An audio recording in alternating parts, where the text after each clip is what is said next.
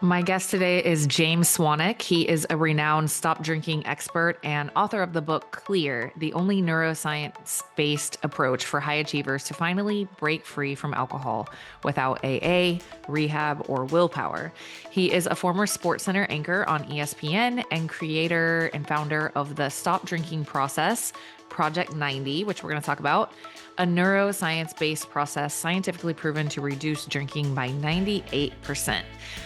James specifically supports high achievers, including entrepreneurs, executives, physicians, attorneys, and professional athletes. I really appreciated this episode because there are so many people out there that kind of want to stop drinking, but they're like, I don't think I need to full blown go to AA over this, but I'm also having a really hard time stopping drinking. This episode is for you. So let's go ahead and get into it. Here is James Swanwick. All right. So, James, can we kick this off by talking about what got you onto this new part of your journey? You've had a really cool journey in all sorts of different realms, and what got you into this alcohol-free lifestyle part of your journey? I was a socially acceptable drinker growing up in my native country of Australia, in that I would have 2 or 3 drinks a night most nights of the week. On the weekends, I would drink heavier. I didn't wake up in a ditch. I didn't get arrested. I didn't get a DUI, but I drank that way for almost 20 years until I got to age 35. I was in Austin, Texas back in 2010. I was at that year's South by Southwest Festival. I had 2 Bombay Sapphire gin and tonics, went back to my hotel 20 minutes outside of downtown Austin, went to sleep. And when I woke up in the morning, I looked in the mirror and I just felt blah. And by blah, what I mean is average. 6 out of 10 in my relationship, 6 out of 10 in my looks, 6 out of 10 in my sleep, 5 out of 10 in my mindset. There's this book called Outwitting the Devil by Napoleon Hill, and he talks about the drift. The drift of life had got me. I was just meandering along and, I was very unhappy. So in that moment, I committed to taking what I thought would be a 30-day break from alcohol. It turns out that it's been 15 years and it's still going. I haven't touched a drop of alcohol since. And, in that time, I've lost 30 pounds. I think I've got the body nature intended me to have. I would describe my health as a 9 out of 10, my relationship as a 9 out of 10, my mindset as a 9 out of 10. I mean, I have stresses, have anxiety that comes up every now and again, but 15 years alcohol free. I've got some pretty great tools on which to handle when those challenges come my way. Wow. Okay. So I'm like doing quick math. So if you were 35 and 26, you're about 50-ish, Yeah, I'll be almost 50. 50 in September 2025. Yeah. Okay. Yeah. I mean, most people are probably listening on audio. So if you haven't seen James, I'll just say like your skin is glowing. You look super healthy, super youthful. So if you're having That's issues nice. with Thank you. alcohol, there's hope. Your body can regenerate, you can heal, and you're living proof of that. Well, just a warning, you do get better looking when you stop drinking alcohol. Yeah. I always tell women, especially, you don't need to be buying these fancy moisturizers that those Hollywood celebrities are promoting, like Neutrogena and all this kind of stuff. Literally, just stop drinking alcohol, and your skin will return to the way that nature always intended it to be, which is glowing and natural and healthy looking. They Yeah. actually did a study out of the UK in 2021, I think it was, where they took a group of photographs of drinkers and non-drinkers, and they put them on a table, and they brought these study participants in, and they said, who do you find most attractive amongst these photos? And 90% of the people who were chosen as the more attractive were non-drinkers. Now that goes to show that when you drink, it shows up as crow's feet around your eyes, as wrinkles, your skin looks weathered, you've got bags under the eyes a lot of times. And it's amazing how many of my stop drinking clients say to me that after, just 2 or 3 months of stopping drinking, they start getting compliments from people. Wow, your skin looks amazing. Have you lost weight? What's your longevity hack? Like, what's the fountain of youth hack that you've got? Because you look amazing. And all they've done is stopped drinking attractively packaged poison. Yeah, imagine that. You stop putting poison in your body and you look better, your skin glows more. Okay, so let's hit on this kind of health angle real quick first. Like, 'Cause this is something that I get from clients a lot, like, they're kinda like, "I mean, it's probably not helping my health and fitness goals drinking, but I don't," it'll range from, it's occasional to, like, 1 most nights to, "No, I have a freaking problem, and I realize that." What have you seen in terms of health outcomes for people as they get off of drinking? Yeah, I wrote about this in the second chapter of my book, Clear. And in that chapter, I talk about how alcohol has been linked to all types of different cancers: breast cancer for women, testicular cancer, heart conditions, I should say, um, high blood pressure, acid reflux, high liver enzymes, high cholesterol. I mean, it goes on and on and on. Now, sometimes that's not enough for people to change course, right? Even though Yeah. this is bad, this might kill you in 20 years. I go, it's 20 years, whatever. FOMO or LOLO or whatever the phrase is. I'm going to live life Mhm. now. Um, Yeah. there is a study out of the UK in 2022. It was of 35,000 middle-aged adults. And what that study found was that even one seemingly innocent drink per night, just 7 standard drinks a week, was enough to destroy gray and white matter in the brain. In other words, one drink a night is enough to cause some level of brain degeneration. Now, that should be frightening for anyone who is convincing themselves that one drink a night isn't that big of a deal. Mhm. And sadly, most people think that if they're not waking up in a ditch and getting arrested and having to describe themselves as an alcoholic, therefore their drinking must be okay. And all right, it's okay in your mind, but the reality is that one drink a night over weeks, you might not notice. Over months, maybe. Over years and decades, it's like death by 1,000 cuts. That cumulative effect of that poison shows up. Now you're a 40-year-old, 50-year-old woman or man. You got 20 pounds of unwanted body fat around your shoulders. You've got a beer belly. You're not sleeping great. You've got marital strain. You've got low energy. You're tired. You're lethargic. If you've got kids, you're not present with them. They don't want to spend time with you. And again, you don't have to have hit rock bottom. Maybe you're just on the outside, you're smiling and you're drinking your poison, but on the inside, you know that that poison has had that cumulative negative effect. Mm. Yeah, and I saw a video on your Instagram of a woman sharing like the actual, this is actually 1.5 ounces of hard alcohol, and it looks like almost nothing in the cup, and she was doing it with wine. And so a lot of people, it's like, are you really only having one drink? Because 1.5 ounces is like literally nothing. Like I've never seen anybody get served anything that looks an actual one serving size. So probably most people, if they think they're having 1 or 2 drinks at night, serving size wise, they're probably having 2 to 4. I tend to agree with you there, yes. And I think most of us are, dismissing our drinking habit. It's all right. Look, I've heard it's pretty bad for me, but whatever. It's only a drink here or there. Mhm. It's fine. Well, here's my question. Is it fine? This may be your wake up call, just listening to this conversation now with Tara and myself. Because a lot of folks who come and join me in my 90-day stop drinking process, which is called Project 90, and which I write about in the book, they come to me when they've finally worked it out. They finally got to that point and you're going, you know what? I've realized that those 2 drinks a night, which I was convincing myself was fine, actually weren't fine because my husband wants to divorce me. My kids are fighting with me. I'm irritable. I'm stressed. I'm anxious.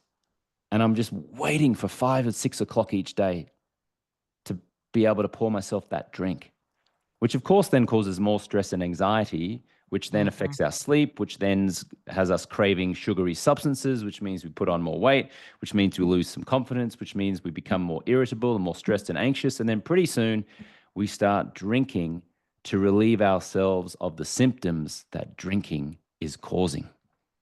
Yeah. Yeah. I like to ask my clients like tell me in one word what you get out of alcohol. And I'm like, this isn't a no judgment way. I'm just trying to see like what it's providing for you. You wouldn't do it if it wasn't providing something for you.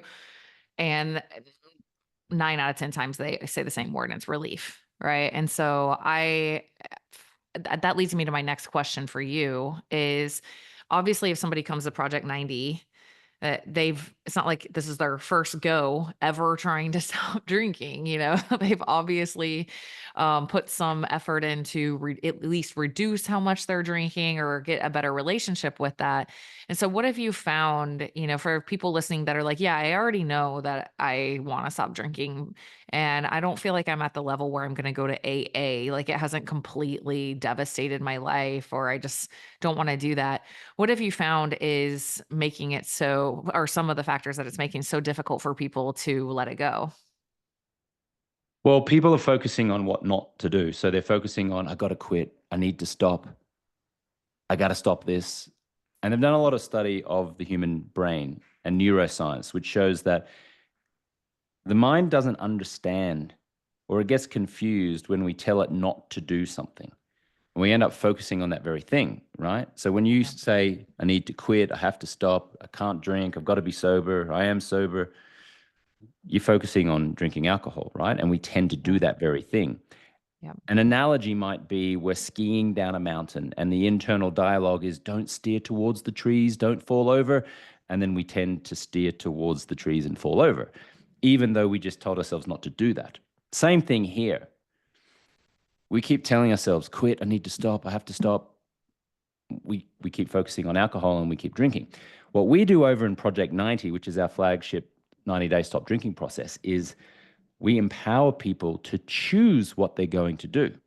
So instead of don't drink, we invite them to say, I only drink soda water, ice, and a piece of lime tonight. I love drinking these mocktails.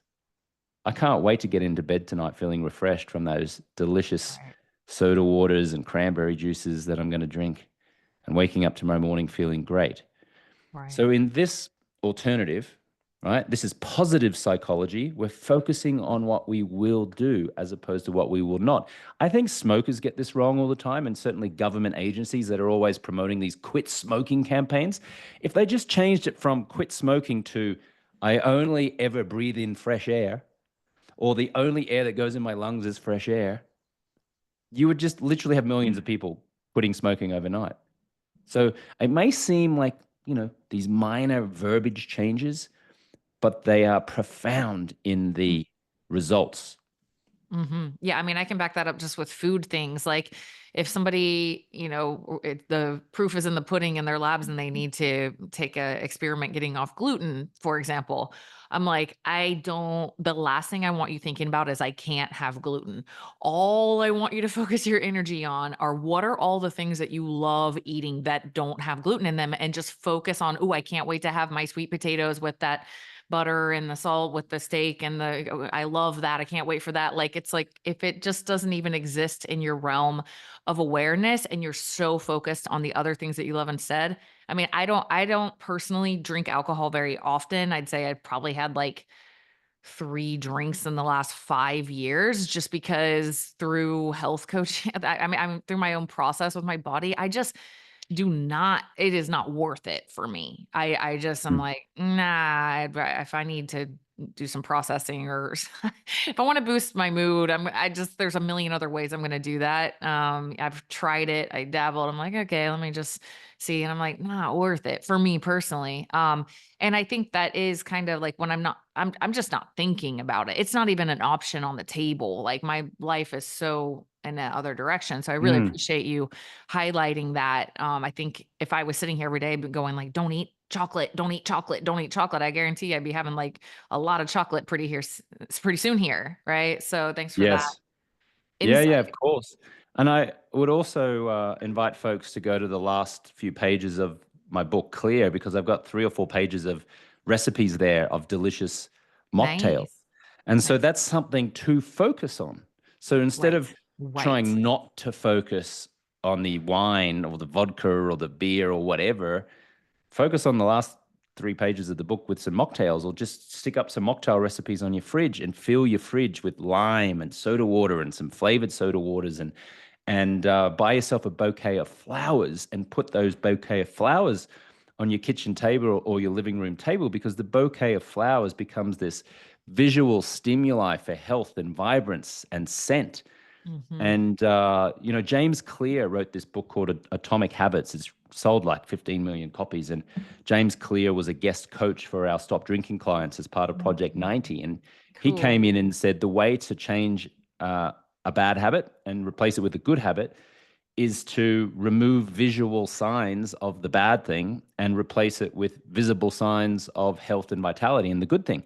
So I always suggest to my clients, whether they're men or women, buy yourself a bouquet of flowers, commit to taking care of those flowers for at least a week, change the water every day, and see how you feel every time you walk into the living room and you see it. Because when you do, it's like, oh, I'm taking care of these flowers with vibrance and color. I'm taking care of my own body. Now I'm going to make healthy choices too. I'm helping this bouquet of flowers live and flourish by exposing it to sunlight and changing the water every day and taking care of it. I'm going to do the same thing with my body.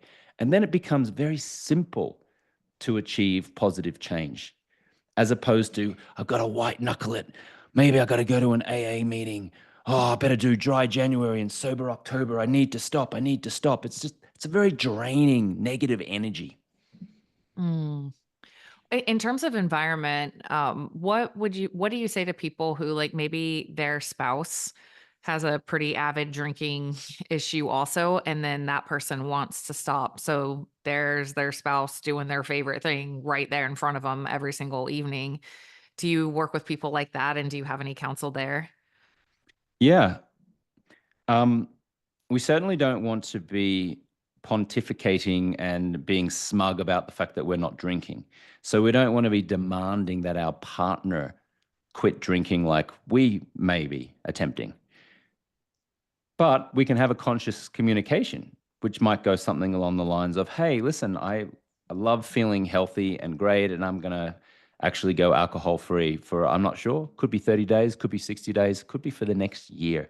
Just want you to know I'm going to still commit to having amazing fun. I'm not going to be a killjoy. I'm not going to be dull or boring, but I think I'm going to have a lot more fun being alcohol free. If you'd like to join me in that, I'd love to invite you to. And if not, that's okay as well.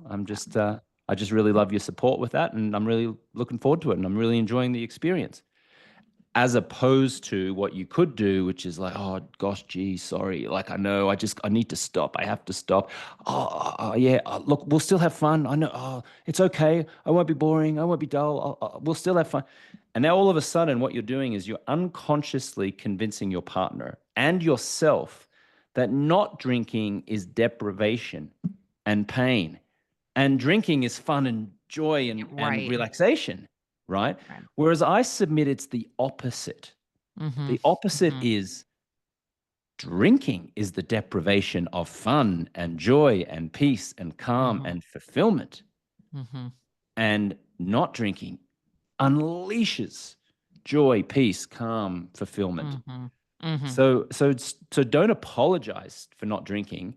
Stop defending yourself for not drinking, and instead put a cheeky little grin on your face, smile, be lighthearted about it, and own the fact that you're alcohol free and love it.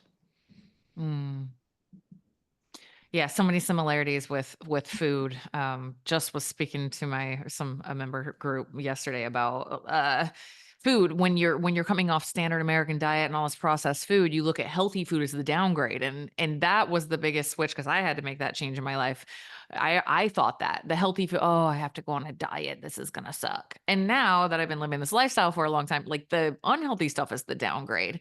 Because subconsciously, when you're saying that's better and I want that, but I can't have it, that's not going to work. You have to shift the way you are viewing the outcomes of that thing, the experience of that thing. And once you have more negative associations with something than positives, behavior change starts to happen. So I appreciate all these messages because they remind me. So it's very similar to shifting that deep underlying level relationship with things, with food and many other behaviors. Um, okay, on the partner thing, I just want to ask this a couple more questions here because it's just something so common with a lot of my most of my clients who struggle with alcohol. Their partner also drinks, right? And while sometimes people have relationships where it's like, okay, I'm going to ask for your support. And they're like, okay, cool, I support you. Not everyone has relationships like that. So I was just wondering if you have any counsel for people who they're not getting that kind of supportive energy back. They're kind of getting this, why do you want to do that? Are you sure you don't just want to have a drink? Or maybe even more toxic, oh, you think you're so good now, blah, blah, blah. Like what have you dealt with people in those situations, and do you have any counsel for them? Yeah. Just be lighthearted. Oh, that's okay. That's cute. Yeah. Okay. Okay, That's fine. cool. Just be Mm. confident in your Yeah, own choices. And nice. if it becomes a problem over time, then, maybe there's some more significant questions that need to be asked, which is Yeah, this the right partner for me? right. Do not bow down to meet your partner where he or she is. Keep your standards where they are Hmm. and keep leveling up your standards. And the hope is, what I'm sure everyone desires, is that their partner then steps up with them, steps up to meet them. But if they don't and they're still challenging you, smile, just be Yeah, lighthearted, be yeah. playful. And if it gets too serious, then, again, question the relationship. I mean, I'm not a marriage counselor by any stretch of the imagination, but look, here's the thing. There is not one element of alcohol that is healthy for anyone. It just isn't. It's destructive for relationships. It creates poor sleep, irritability, frustration. And by the way, I'm not talking to someone who might consider themselves an alcoholic. I'm talking to you, the listener, who has one or two drinks a night and thinks it's normal, right? Hmm. Over many years and decades, that is just like it's death by a thousand cuts, as I said earlier. Okay. Yeah. So again, like own your own choices. Here's the other thing. They've done a lot of study of influence and persuasion. It doesn't matter what you say, it more matters how you say it. So it's only really 7% words to influence people, but 93% how you say those words is Hmm. where the influence comes in. That's body language, tonality, whether you're smiling or scowling, whether you're speaking quickly, whether you're talking to someone like this or you're talking to someone like this. Right now, I Right. said exactly the same words, talking to someone like this, talking to someone like this. Exactly the same words, but the delivery was very different, right? So Yeah. understanding that how you communicate with your partner is more important than what you actually say around your choice to not drink. Nice. Okay. And then on the aspect of, I guess, stress management tools, because I find that, I mean, most commonly it's like, that's what I get from people. It's like, oh, I just need some relief. It's a lot of life is so stressful. I just want to kind of chill, blah, blah, blah, blah, blah. And so now it's like, okay, so that's been your main tool, maybe some junk food that probably came after that for a lot of people once the drink went in. Okay, that's been your stress management tool. Like, what kind of suggestions do you have in that arena in terms of like, okay, well, we just took away your one stress management tool you've been using. What do you recommend for people instead? Well, first of all, let's start with the idea that there are 1,000,001 different ways to relieve yourself of stress and anxiety that do not include drinking attractively packaged poison. Would you agree with that, Tara? 100%. Yes. So I'll put forward some ways of doing it, but it's not limited to these submissions that I'm about to verbalize here. And it's up to you, the listener, to really come up with all of the different ways that light you up, that reduce your stress and anxiety. But some of them, the foundational ones, let's say, living a life of appreciation and not expectation. And practically, that means having a daily gratitude practice. There are repeated studies that show that if you just write down what you're grateful for each day, the cravings for any drug, including alcohol, reduce by an astounding almost 40%. That is astounding. Mhm. Okay. I do this thing called the Daily 20, where I write down 20 things I'm grateful for each day. That has done more to destroy my stress and anxiety than anything. Wow. Secondly, um, consider yourself a professional sleeper. In other words, learn all of the great ways to have a great night's sleep, from wearing a pair of quality blue blocking glasses at night to ensuring that you're sleeping in a cool environment, say 65 to 69 degrees Fahrenheit, to ensuring that you stop eating and drinking within 3 hours of your desired sleep time, so your body's got time to digest the food, and so you're not getting up in the night to urinate. From waking up first thing in the morning and exposing yourself to daily sunlight, because our skin has receptors in it, and when the sunlight hits the skin, it tells our body's internal clock, which is called our circadian rhythm, got it, this is daytime. That will then help you to fall asleep later on at night, because the body knows when to naturally release melatonin.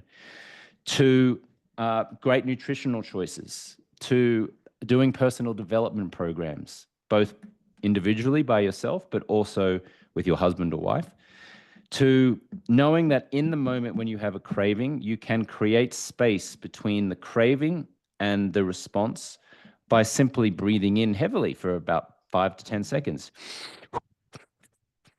Even that, which took 3 seconds, is enough to change my nervous system, which Yeah. is often enough to destroy cravings for whatever it was you were craving, right? So it's creating space between the craving and their response. Most people have the craving and then react by reaching for the Right. poison and drinking it. But if you can just go trigger, break, response, as opposed to trigger, reaction, Right. even if it's at 10 seconds, that can certainly give you enough time to change your state. Walking 10,000 steps a day. I'm wearing an Oura ring. I like to walk at least 10,000 steps a day. I go out for at least 2 walks a day just to walk, just to get out. And I find that that reduces my stress and anxiety.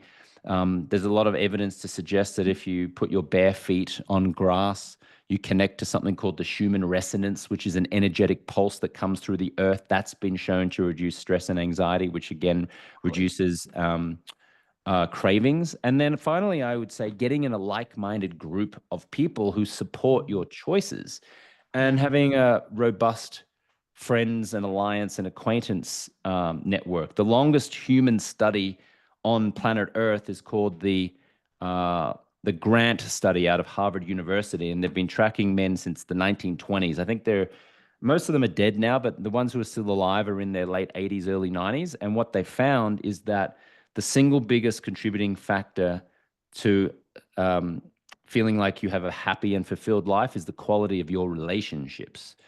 So that means no isolating at home. Have a friend to call, go and join a group, go on a hike, go on a walk together, get involved in a community where alcohol is either not needed or it's only modestly drunk, and people actually support your choice to remain alcohol free. So there's just a few ideas in the moment. Yeah, I love that. And I love how you're talking about creating, the kind of the oh, Viktor Frankl, between stimulus and response, there's a space, and like really owning that space, and breath work really is such a powerful tool that really helped me get past when I used to have horrible eating patterns. Anybody who's been on a weight loss journey, that kind of comes in, and that really was the ticket for me there too. It really helps you gain that self-regulation that you need to be able to actually respond and not just react and feel small, and I just can't, and I just don't have any control. It's like, whoa, here I am, I forgot myself for a second. So I love that. And meditation, I will add to that too, is so powerful for being able to have that observer role really ingrained in your head. So I love that list. It's gratitude practice is part of my life and my coaching and so many of these things. So what I'm kind of hearing from you when I hear that list is like, make your life awesome, like make your life happy. Maybe part of, and I don't say that to like depress anybody or like, yeah, Tara, I know, dude, my life is not happy. Like, I'm not trying to trigger anybody, but take some of those steps. Like, this is year one. This is it. Like, if you've had a loved one close to you die, you know that like we are just gonna go poof and just not be here anymore. And I don't know. I remember that a lot. And it's like, are you going to enjoy this journey or not? Are you going to take this thing by the horns and make sure it's a way you like it or not? And we do have that power. And so I appreciate you kind of showing like, hey, make your life the way you want it. Demand a good life for yourself. You can do this. Um, okay, there's another little facet of drinking that I'm sure you've run into because you've worked with a lot of high performers and business people. And it's this, my life is pretty good, like actually really good. I'm making a lot of money. I have good friends. I have a great social life. I love my life. I work out, I eat pretty healthy, and I drink every freaking night because it's part of my business lifestyle. What would you say to those people? Because I do hear this kind of like, you just don't understand how it is. Like, that's part of my work world. Like, I have to. Yeah. Yeah. So let's talk to the business owner now, okay? And there's a whole chapter in my book Clear where we walk the reader through how much their drinking is actually costing them financially in the business. Nice. So let's imagine for a second you are that person that you just described, Tara, right? Pretty Mhm. healthy, fit, eats well, feels like their life's pretty good, but they're out drinking, networking with clients or Right. colleagues or something. Now, when that type of personality comes into my stop drinking program, they say to me that in their business, they feel like they're operating at about a 6 to a 7 out of 10 compared to what they could do. And I say, okay, got it. So with your drinking habits the way they are, often you have a disrupted night's sleep. Often you don't feel great because of your drinking. Yeah, you're working out, you're eating well and everything, but you're kind of undoing at least part of that good work with the poison. And they agree, yes. And I say, okay. So if you're operating at a 6 or a 7 out of 10 in your business, how much revenue do you make? Now, just for argument's sake, let's just say someone said $1 million a year. Okay. I said, okay, got it.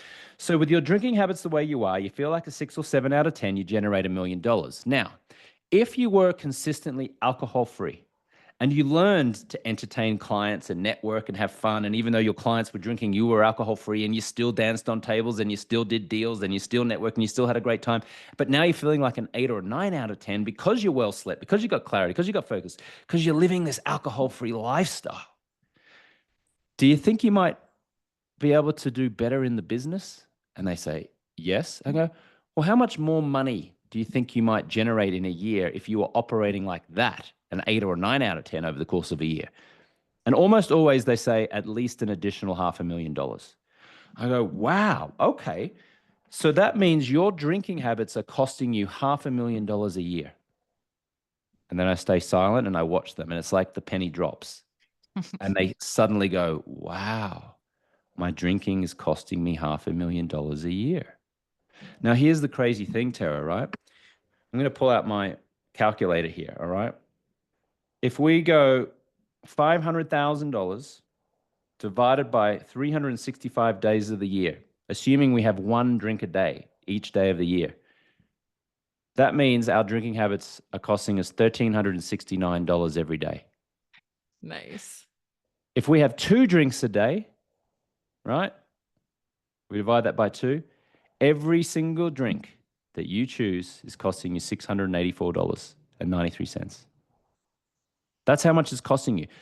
A lot of people say, oh, I don't spend that much on alcohol. It might be a few grand a year, 5 grand because I'm entertaining clients. I'm like, you're right. Maybe it's not that much.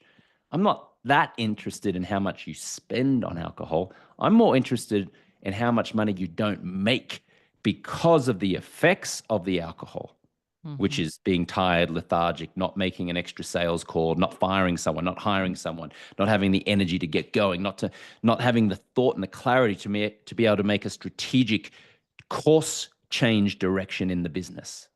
That can cost you $500,000. Mhm. So that's what I would say. Why are you smashing vitamin C during drinking your green juices, working out, doing all these kind of things, and then going and undoing most of that good work by drinking poison? Maybe this is a wake up call. I don't know. Yeah. Yeah, thanks for that. Yeah, I think a lot of times with alcohol, I think alcohol gets way too much credit. People think that they can't be fully themselves or be as fun or be as engaging or witty or funny without it.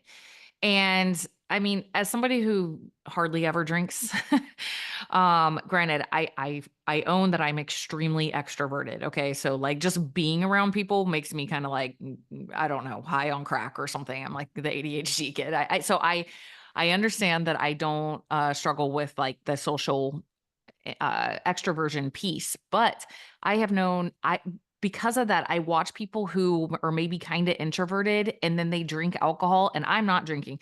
And they think it's making them like so much more cool and funny and whatever. It's not. Like, I don't mean to be mean, but like when you don't drink very much and you're around people who are drinking, I can tell that they think they're being more fun and cool, but I really preferred them before the alcohol came in. So I'm just saying, like, I have witnessed that so many times. It's honestly been one of the main things besides the health piece. It's been one of the main things that has made me not want to drink is just being around people who are drinking when I'm not drinking. And I'm like, no, thank you. I don't want to be like that. Like, this is not, so try that, it also like just try one day, like not drinking and being around everybody. Like it's a really interesting experience if you haven't had that before. Thoughts? Yeah. Yeah, I talk to introverts in the book actually, with some Nice. practical suggestions on how they can go into a social situation and feel less anxious, let's say. I'm Yeah. not going to suggest that you'll go in there suddenly overnight, going from an introvert to an extrovert and go, ta-da, I'm here, everyone, let me put on a show. But certainly Mhm. there are some very practical ways in which an introvert can feel more relaxed going into a social situation without having to drink poison. For Yeah. me, back in the day, I used to just stand in front of the mirror before I would go out to a social situation and just say, I'm going to be the most charming, I'm most engaging, I'm going to introduce people, I'm going to smile, I'm going to walk up to the bar and I'm going to say, soda water, ice, and a piece of lime, please. And I'm going to confidently drink it. And that's going to be my prop for the night. And I'm just going to nurse this soda water, ice, and a piece of lime. And that usually is enough or has been enough for me to reduce my stress and anxiety about any kind of social anxiety. The other Yeah. thing is also, there's a book called The Alter Ego Effect by Todd Herman. And in that book, he talks about how a lot of peak performers are actually very shy themselves. Like Beyonce, the musical artist, Mhm. she created um, an Alter alter ego. ego for herself. I can't remember what it's called. It's I something forgot her. Marmalade or Sasha or Sasha uh, Banks or something. I can't remember. Yeah, but I've Yeah, heard that. something like that. And then the late Kobe Bryant created an alter ego for himself called the Black Mamba. Yeah. So when he got on the court, he was just like, "I'm a killer. I'm just going to make this happen." And there's been, a whole host of very successful people in the world who are naturally introverted, but they assume this alter ego. So when they walk in, they then adopt those body language and mannerisms of their alter ego, and that's enough often for them to reduce their stress and anxiety. So there are practical ways to do it. Also, breathing. We talked about breathing before, like just doing Mhm. that 3 times is enough. Yeah. And So I'll yeah. just add too, as an Mm. extrovert, like, I think a lot of times introverts think that, the anxiety that they feel often that I just from clients talking about this and so I've noticed is they think that other people are expecting them to be extroverted, and that creates a lot of discomfort. And from as a pretty extreme extrovert, I will say I never feel like that. I enjoy actually the introverted people kind of ground me in social situations because I'm like, and then I'll kind of like sit down with this introverted person and I'm like, whoa, I'm like, oh, I need to calm down a little. And I appreciate them being themselves. I appreciate their lack of crazy extroversion, And so just throwing that out there too, because I don't think a lot of introverted people realize that. But the people that you really want to align with, they're going to really appreciate you just as you are and don't expect you to be any other way than you are. And if they don't, then they're probably not a great fit for you in business, friendship, anything, because they just, it's not an energetic match. And so you're going to drug yourself to be an energetic match with somebody. Ugh. So just saying. Yeah. And my experience was when I stopped drinking alcohol, I didn't naturally and intentionally cut away my friends, but I found myself naturally gravitating towards a new group of friends, a higher caliber of friends, a higher vibration type of friends. So it wasn't like I said, Zach, Tom, who were my friends at the time, you're no longer my friends because you guys are big drinkers and you're still encouraging me to drink, even though I've chosen not to. But what I did do was I signed up to train for a half marathon. I signed up to raise money for a charity. I went and joined the LA Fitness Gym up on Hollywood Boulevard because I was living in Los Angeles at the time. And through that, I met some people and they invited me to a house party. And I went to the house party fully expecting there to be drugs and alcohol. And there was literally like fruit platters being passed around and being offered like soda waters and things like that. And I was like, oh, this is interesting. There's a whole nother culture out there. You're And right. and the conversations were deeper and more meaningful. Mm, And best thing was I got a good night's sleep and woke up the way that nature intended me to wake up, as yeah. opposed to, oh, not again. What did I do? Yeah, yeah. You can have friends that invite you over to cold plunge and meditate and talk about things that matter instead of just getting plastered. That exists. That whole other Mm, culture does exist. yeah. Wow. Okay, so last thing is I would love to hear a little bit more about your program because I know you've really backed this by neuroscience and you guys had a pretty impressive statistic on a study that was run on it. Can you tell the listeners about that? Yeah. So, as I said earlier, our flagship stop drinking program is called Project 90, and we've been running it now since 2018. And we have a very high success rate of folks who go through that process. They stop drinking for at least 90 days. And then anecdotally, the folks that we've stayed in touch with are still alcohol free years later. The University of Washington got wind of this study because I saw a newspaper article about it. They contacted me, and in the first quarter of 2023, the University of Washington, out of their Seattle campus, conducted a scientific study on our 90-day stop drinking process. That process is very heavy in neuroscience. It's not AA, it's not 12 steps, it's not surrendering to a higher power, it's not saying we've got a disease, it's none of that. Instead, we're showing our stop drinking clients what happens to the dopamine receptors when we drink alcohol. We're teaching them positive psychology, such as what we spoke about earlier, Tara, which was what will you do as opposed to what won't you do. Right. Um, we show them great nutrition, great sleep hygiene, mobility, breath work, healthy habits, getting into a like minded group of allies. And so the University of Washington studied these participants in this process, and the result was a 98% reduction in drinking amongst the study participants. There's a professor out of Cambridge University in the United Kingdom. His name is Professor David Bellin, and he's one of the world's leading addiction experts. He saw the study and described it as groundbreaking. Now, I don't want to pretend that I've discovered some secret proprietary formula here, and that I'm just a genius because I've figured out the way to help people stop. I think it's as simple as this: give people empowerment. Instead of having them feel powerless against alcohol, have them feel powerful against alcohol. Have them choose a lifestyle. Do so with a group of other lawyers, attorneys, Right. entrepreneurs, executives, middle aged people, well educated, articulate folks, Right. like minded people. Put them in a group like that, have Right. them have a common goal, and then support them with Mhm. accountability, fun, Mm. coaching, um, uh, and all Good the other beautiful, information. yeah. Yeah. And then Mhm. and then that's where change becomes possible. In Yeah. fact, there was a New York Times best-selling book called uh, the the Power of Habit by Charles C. Duhigg, and in that book, there's a section where he says, change becomes probable when you put a like-minded group of people together in a group with a common goal. Right. Now, notice that the word here is like-minded, because I would submit going to an AA meeting is not a like-minded group of people, because you might be sitting next to a 19-year-old meth addict who's holding up a gas station. And if you're listening to this podcast right now, I would submit you're not that type of person. Of course, we Right. want the best for the person who's getting a DUI and getting arrested and waking up in a ditch and robbing people and smoking a cigarette and eating a $1 donut and drinking crap coffee and staring down at their feet when you're at an AA meeting. Of course, we want the best for them, but I suspect that your listeners don't want to do that. And Yeah. that's not going to serve them. It's ineffective. In fact, AA's Yeah. actual success rate 7%, according to a recent study. 7%, which means a Wow. 93% failure rate.